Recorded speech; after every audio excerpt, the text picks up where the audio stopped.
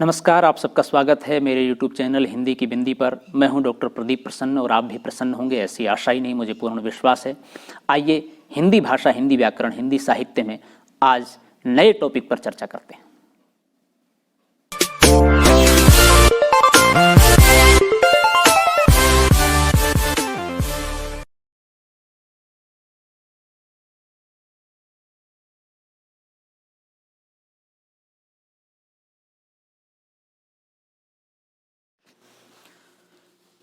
विद्यार्थियों, आज की वीडियो हम बना रहे हैं हिंदी नाटक पार्ट 6। इससे पूर्व हम पार्ट 5 तक के वीडियो बना चुके हैं, हिंदी नाटक के विकास क्रम को दर्शा चुके हैं और हिंदी नाटकों की एक संक्षिप्त वीडियो और नाटकों के प्रकार को लेकर के वीडियो बना चुके हैं। जो विद्यार्थी हिंदी नाटक के पूरे इतिहास क्रम को जानना चाहते हैं वो इन सभी वीडियो को देखें और इनसे लाभान्वित हों। और वीडियो स्टार्ट करने से पूर्व आप सबसे रिक्वेस्ट है, यदि आपने हिंदी की बिंदी चैनल को अभी तक सब्सक्राइब नहीं किया है तो प्लीज़ इसे सब्सक्राइब जरूर करें, बेल आइकन को जरूर दबाएं ताकि इस चैनल पर बनने वाली सभी वीडियो आपको समय पर मिलती रहें और आप उनसे लाभान्वित होते रहें। हम प्रतियोगी और अकादमिक सभी परीक्षाओं से संबंधित वीडियो या उनसे संबंधित टॉपिकों पर लगातार वीडियो बनाते रहते हैं, तो आप इससे जुड़े रहेंगे तो निश्चित रूप से समय समय पर लाभान्वित होते रहेंगे। आइए तो शुरू करते हैं आज की वीडियो। हिंदी नाटक पार्ट 6, प्रसादोत्तर युगीन नाटक। प्रसादोत्तर युगीन नाटक अधिकाधिक यथार्थ की ओर उन्मुख दिखाई पड़ते हैं, परंतु भारत के सामने एक विशिष्ट उद्देश्य था, राष्ट्र की स्वाधीनता की प्राप्ति और विदेशी शासकों के अत्याचारों से मुक्ति प्राप्त करना। फलस्वरूप व्यापक स्तर पर पुनरुत्थान एवं पुनर्जागरण की लहर फैल गई। इस समूचे काल में पुनर्जागरण की शक्तियों का प्रभाव होने के कारण चेतना के स्तर पर भावुक, आवेशात्मक, आदर्शवादी प्रवृत्तियों से आक्रांत होना नाटककारों के लिए स्वाभाविक था। यही कारण है कि प्रसादोत्तर काल तक किंचित परिवर्तनों के साथ सभी रचनाकारों की दृष्टि मूलतः आस्था, मर्यादा एवं गौरव के उच्चादर्शों से मंडित रही। भारतेंदु ने अपनी अद्भुत व्यंग शक्ति एवं समाज विश्लेषण की पैनी दृष्टि से सामाजिक यथार्थ का चित्रण किया, परंतु उनकी मूल चेतना सुधारवादी आग्रहों का परिणाम होने के कारण आस्थामूलक थी। द्विवेदी युग में भी 2 दशकों के अनवरत साहित्यिक अनुशासन, आदर्शवादी मर्यादा एवं नैतिकता के कठोर बंधन के कारण यथार्थ के स्वर मध्यम पड़ गए। प्रसाद युगीन नाटकों की मूल धारा भी राष्ट्रीय एवं सांस्कृतिक आदर्श चेतना से संबंधित थी, परंतु खल पात्रों की चारित्रिक दुर्बलताओं तथा सद पात्रों की जीवन चरित्र सृष्टि में यथार्थ चेतना को नकारा नहीं जा सकता। 19वीं शताब्दी में पश्चिमी नाट्य साहित्य में इब्सन एवं शाह द्वारा प्रवर्तित यथार्थवादी नाट्य आंदोलनों ने भारतीय नाट्य साहित्यिक गतिविधियों को भी प्रेरित एवं प्रभावित किया। लक्ष्मी नारायण मिश्र ने समस्या नाटकों का सूत्रपात करके बुद्धवादी यथार्थ को प्रतिष्ठित करने का दावा किया, परंतु सिद्धांत एवं प्रयोग में पर्याप्त अंतर पाते हुए हम देखते हैं कि एक और वैचारिक धरातल पर प्रकृतिवाद सुलभ जीवन के क्रांति व्यंजक संबंध उभरते हैं, वहीं दूसरी ओर समाधान खोजते हुए परंपरा के प्रति भावुकता, सिख दृष्टि भी पाई जाती है। भावात्मकता और बौद्धिकता का घपला होने के कारण उनके नाटकों का मूल स्वर यथार्थ से बिखर जाता है। स्वतंत्रता प्राप्ति से पूर्व अन्य युगीन सामाजिक समस्याओं के साथ राष्ट्र की मुक्ति का प्रश्न सभी नाटककारों की चेतना पर छाया हुआ था। स्वाधीन भारत से उन्हें अनेक प्रकार की मीठी अपेक्षाएं थी, परंतु विडंबना यह है कि स्वाधीनता प्राप्ति के बाद जीवन समस्याओं से आक्रांत, बोझिल और जटिल हो उठा। परिवेश के दबाव से ही यथार्थ बोध की शुरुआत हुई। लक्ष्मी नारायण मिश्र ने अपने नाटकों का लेखन प्रसाद युग में ही प्रारंभ किया था। उनके अशोक 1927, सन्यासी 1929, मुक्ति का रहस्य 1932, राक्षस का मंदिर 1932, राजयोग 1934, सिंदूर की होली 1934, आधी रात 1934 आदि नाटक इसी काल के हैं। परंतु मिश्र जी के इन नाटकों में भारतेंदु और प्रसाद की नाट्य धारा से भिन्न प्रवृत्तियां दृष्टिगोचर होती हैं। जैसा कि पहले संकेत किया जा चुका है कि भारतेंदु और प्रसाद युग के नाटकों का दृष्टिकोण मूलतः राष्ट्रीय और सांस्कृतिक था। यद्यपि इस युग के नाटकों में आधुनिक यथार्थवादी धारा का प्रादुर्भाव हो चुका था, तथापि प्राचीन सांस्कृतिक आदर्शों के द्वारा राष्ट्रीयता का उद्घोष इस युग के नाटककारों का प्रमुख लक्ष्य था। अतः उसे हम सांस्कृतिक पुनरुत्थान की दृष्टि से कह सकते हैं, जिनमें प्राचीन सांस्कृतिक मूल्यों और नई यथार्थवादी चेतना में समन्वय और संतुलन परिलक्षित होता है। मिश्र जी नई चेतना के प्रयोग के अग्रदूत माने जाते हैं। डॉक्टर विजय बापट के मतानुसार नई बौद्धिक चेतना का विनियोग सर्वप्रथम उन्हीं के तथाकथित समस्या नाटकों में मिलता है। इस बौद्धिक चेतना और वैज्ञानिक दृष्टि का प्रादुर्भाव 20वीं शताब्दी में पश्चिमी चिंतकों के प्रभाव से हुआ था।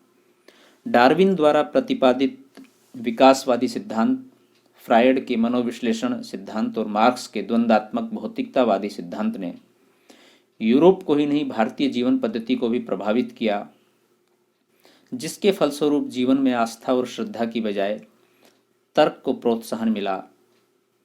पश्चिम में इस प्रकार की बौद्धिक चेतना ने समस्या नाटक को जन्म दिया।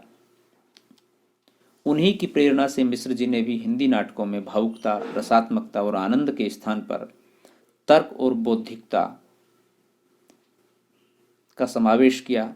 साथ ही द्रष्टव्य है कि बुद्धवादी दृष्टिकोण अपनाते हुए भी वे परंपरा मोह से मुक्त नहीं हो पाए। युगीन मूल्यगत अंतर्विरोधी चेतना समान रूप से उनके प्रत्येक नाटकों में देखी जा सकती है। इनके नाटकों का केंद्रीय विषय स्त्री पुरुष संबंध एवं सेक्स है। राष्ट्रोद्धार, विश्व प्रेम आदि के मूल में भी मिश्र जी ने काम भावना को ही रखा है, जो परितृप्ति के अभाव में अपनी दमित वृत्ति को देश सेवा आदि के रूप में अभिव्यक्त करती है और प्राय इस प्रकार परितृप्ति के साधन जुटा लेती है। मिश्र जी के नाटकों के साथ हिंदी नाटक के विषय और शिल्प दोनों में बदलाव आया है। मिश्र जी के सभी नाटक 3 अंकों के हैं। इनमें इब्सन की नाट्य पद्धति का अनुसरण कर किसी भी अंक में बाह्यतः कोई दृश्य विभाजन नहीं रखा गया है। यद्यपि दृश्य परिवर्तन की सूचना यत्र तत्र अवश्य दे दी जाती है। प्रेम, विवाह और सेक्स के क्षेत्र में व्यक्तिगत जीवन मूल्यों की अभिव्यक्ति के लिए मिश्र जी ने शिल्पगत नवीनता को अपनाया है। पात्र समस्या के संबंध में तर्क मूलक वाद विवाद करते हुए दिखाई देते हैं। कार्य व्यापार के अभाव में इनके नाटकों में रुक्षता आ गई है, जिसके फलस्वरूप प्रभावान्विति खंडित हो गई है। रसात्मकता प्रभावान्विति के स्थान पर बोधक आक्रोश और उत्तेजना ही इनके नाटकों में प्रधान है। लेकिन भावुकता के कारण इनके नाटकों का शिल्पगत गठन प्रभावित हुआ है। इस अंतर विरोध के रहते हुए भी इनके नाटक अकलात्मक नहीं कहे जा सकते। उपेंद्रनाथ अश्क उन नाटककारों में हैं जिन्होंने प्रसादोत्तर काल में नाट्य परंपरा को निर्भीक और बुनियादी यथार्थ की मुद्रा प्रदान की। कालक्रम के अनुसार उनके प्रमुख नाटक हैं जय पराजय 1937, स्वर्ग की झलक 1938, छठा बेटा 1940, कैद 1943 से 45, उड़ान 1943 से 45, भंवर 1943, आदि मार्ग 1950, पैंतरे 1952, अलग अलग रास्ते 1944 से 53, अंजो दीदी 1953 से 54, आदर्श और यथार्थ 1954 आदि। अश्क के प्राय सभी नाटकों में विकसित नाट्य कला के दर्शन होते हैं। वस्तु विन्यास की दृष्टि से इनके नाटक सुगठित, स्वाभाविक, संतुलित एवं चुस्त बन पड़े हैं। उच्च मध्य वर्गीय समाज की रूढ़ियों, दुर्बलताओं, उनके जीवन में व्याप्त कृत्रिमता, दिखावे और ढोंग का पर्दाफाश करना उनके नाटकों का मूलभूत कथ्य है। यह कथ्य समाज के स्थूल यथार्थ से संबंधित है। कथ्य की स्थूलता और सतही प्रगतिशील यथार्थवादिता ही अश्क के नाटकों की सीमा है तथापि स्वच्छंदतावादी प्रवृत्ति के सम्मोहन से हिंदी नाटकों को मुक्त करने का श्रेय भी उन्हीं को प्राप्त है। उनकी विशेषता इस बात में है कि उन्होंने जीवन और समाज को एक आलोचक की दृष्टि से देखा है। इनके अनेक नाटक मंची तथा रेडियो पर प्रसारित हो चुके हैं। इनका योगदान हिंदी नाटक और रंगमंच के लिए एक विशेष उपलब्धि है।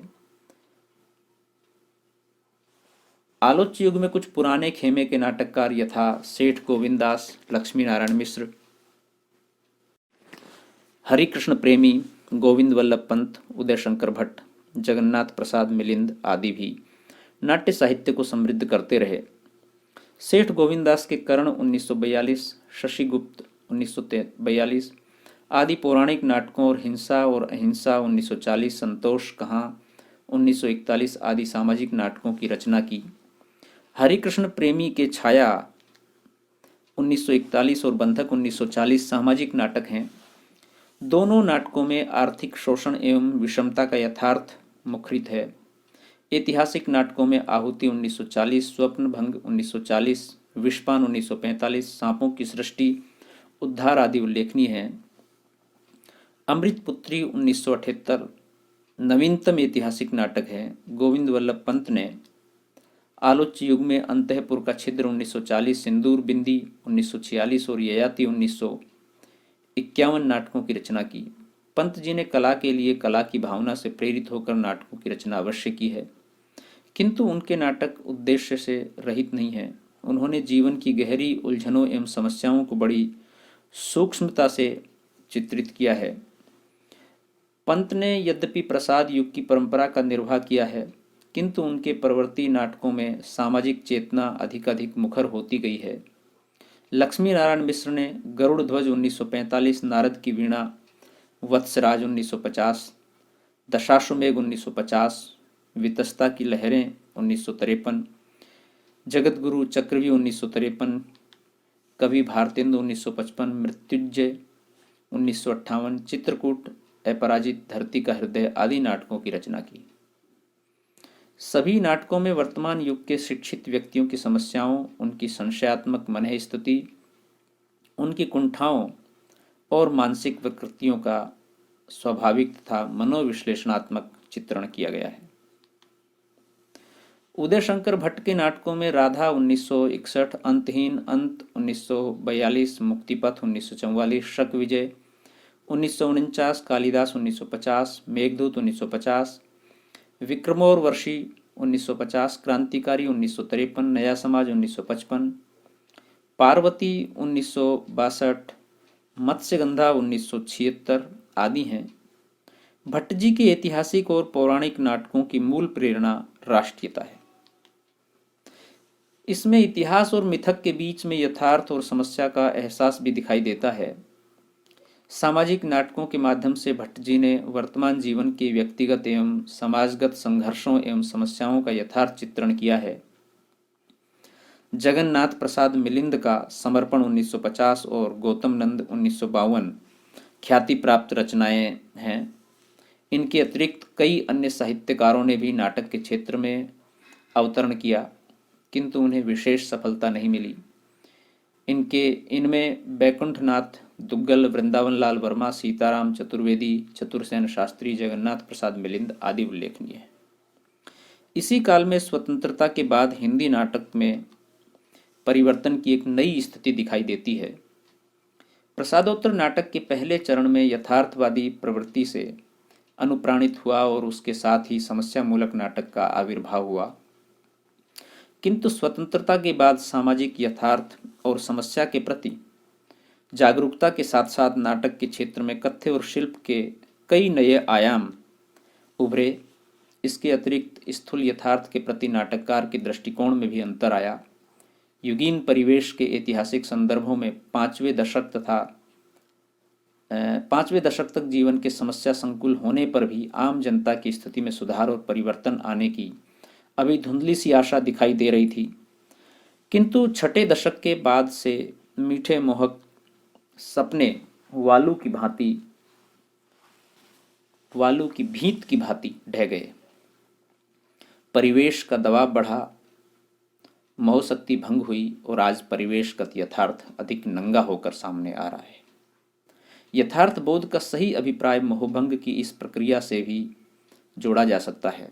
जगदीश चंद्र माथुर, लक्ष्मी नारायण लाल आदि नाटककारों ने अपनी ऐतिहासिक एवं सामाजिक रचनाओं द्वारा कुछ सीमाओं के साथ यथार्थ दृष्टि का परिचय दिया।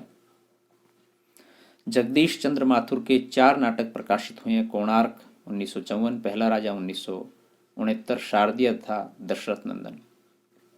इन नाटकों में क्रमशः मार्क्स एवं फ्रायड के प्रभाव सूत्रों को आत्मसात करते हुए छायावादी रोमानी कथा स्थितियों की सृष्टि करने में माथुर की दृष्टि यथार्थवादी एवं आदर्शवादी कल्पना तथा स्वच्छंदतावादी भावुकता को एक साथ ग्रहण करती है। परिणामतः उनके नाटकों में अंतर्निहित समस्याएं जीवन के यथार्थ को व्याख्यायित करते हुए भी यथार्थवादी कला शिल्प में प्रस्तुत नहीं हुई हैं। समस्याओं का विश्लेषण एवं विकास बौद्धिक एवं तार्किक क्रिया द्वारा प्रेरित नहीं है। कोणार्क में कलाकार एवं सत्ता के संघर्ष की समस्या धर्मपद के तार्किक उपकथनों के माध्यम से विश्लेषित हुई है, परंतु शारदिया एवं पहला राजा की समस्याएं प्रगतिशील एवं विकासशील मूल्यों के संघर्ष की भूमि पर अवतरित होते हुए भी बौद्धिक एवं तार्किक प्रक्रिया के अभाव में यथार्थवादी कला की दृष्टि से हमारी चिंतन शक्ति को उद्बुद्ध नहीं करती, क्योंकि माथुर का विशेष बल आंतरिक अनुभूतियों एवं मानवीय संवेदना को जगाने पर है। फलस्वरूप उन्होंने काव्यात्मकता एवं रसोत्कर्ष के साधनों का सहारा लिया है। अपनी विचारधारा के अनुरूप ही जगदीश चंद्र माथुर ने नाटकीय कला को संस्कृत एवं लोक नाट्य तथा यथार्थवादी मंच की विशेषताओं से अभिमंडित किया है।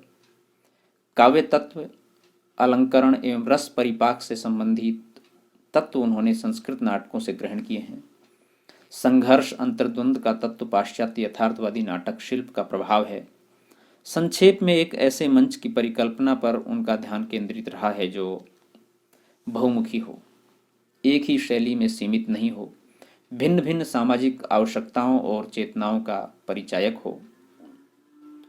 तो विद्यार्थियों, ये थी आज की वीडियो, नाटक विकास क्रम में पार्ट 6। वीडियो आपने पूरी देखी, इसके लिए आपका बहुत बहुत धन्यवाद। आशा करते हैं वीडियो आपको पसंद आई होगी, और यदि आपको पसंद आई हो तो इसे लाइक कीजिए, शेयर कीजिए, कमेंट्स कीजिए, और हिंदी की बिंदी चैनल को सब्सक्राइब करना न भूलें। अपने दूसरे सहपाठियों के साथ इसे साझा करें ताकि वो भी इससे लाभान्वित हो सकें। यदि आप किसी प्रतियोगी परीक्षा की तैयारी कर रहे हैं, किसी विशेष टॉपिक पे आप कोई चीज़ समझ नहीं पा रहे हैं, तो हमें कमेंट्स के माध्यम से बताएं, हम उस पर वीडियो बनाएंगे और सरलीकृत तरीके से आपको समझाने का प्रयास करेंगे ताकि आप उस प्रतियोगी परीक्षा में सफल हो सकें। आज के लिए इतना ही। नेक्स्ट वीडियो के साथ फिर मिलते हैं, तब तक के लिए नमस्कार।